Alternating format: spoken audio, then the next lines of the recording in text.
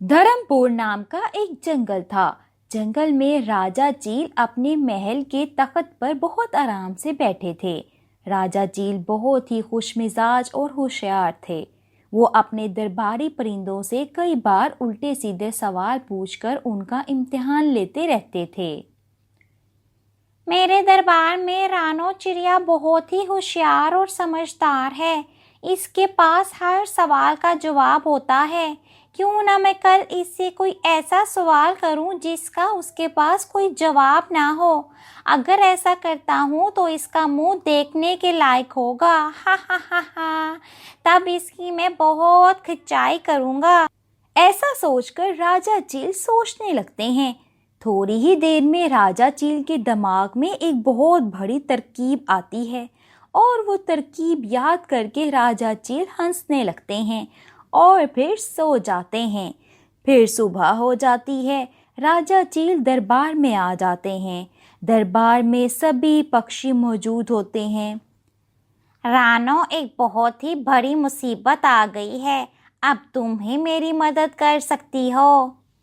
क्या? आपको कैसी मुसीबत?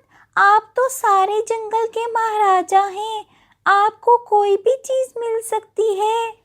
राजा, हुआ तो क्या हुआ, मैं भी एक पक्षी हूँ, मुझे भी दर्द होता है। लेकिन महाराजा, आप पर मुसीबत क्या है वो तो बताइए। दरअसल कल मुझे अपने जिस्म में बहुत दर्द हो रहा था। तभी मैंने अपने डॉक्टर को बुलाया और दिखाया। तब उसने इस बीमारी का अलग ही हाल बताया तो सुनकर मेरे होश ही उड़ गए। हमें भी बताएं, उसने क्या कहा आपको? उसने कहा कि बैल के दूध के साथ मुझे दवा मिलाकर पीनी होगी, तभी हमारी बीमारी ठीक हो सकती है। बैल का दूध मैंने बहुत ढूंढा लेकिन मिला नहीं। अब तुम ही हो जो ये काम कर सकती हो। मुझे तुम पर पूरा यकीन है। ये सुन के सभी पक्षी महाराजा चील का इरादा समझ जाते हैं और सभी महाराज के साथ मिल जाते हैं।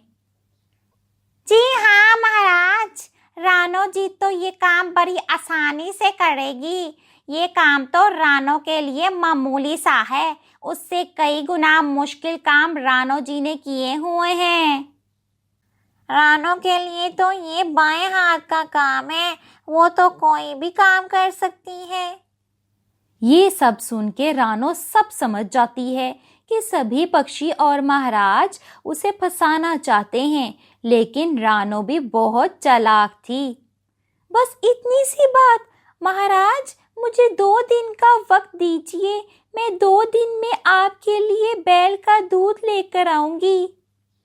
2 दिन क्या, तुम ज्यादा वक्त ले लो, लेकिन बैल का दूध लेकर ही यहाँ आना। ठीक है महाराज।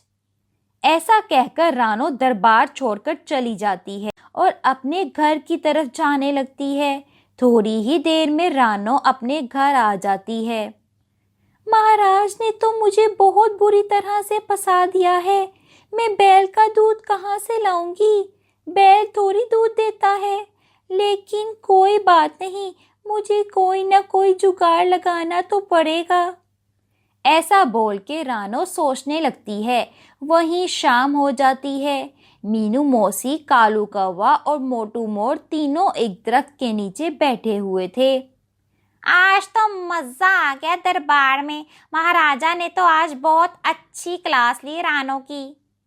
हाँ, सही बोल रहे हो कालू भैया। मैं तो तब से इसकी राह देख रही थी। अब रानो बुरी तरह से फंस गई है। जी हाँ मौसी, अब तो मुझसे रहा नहीं जाता।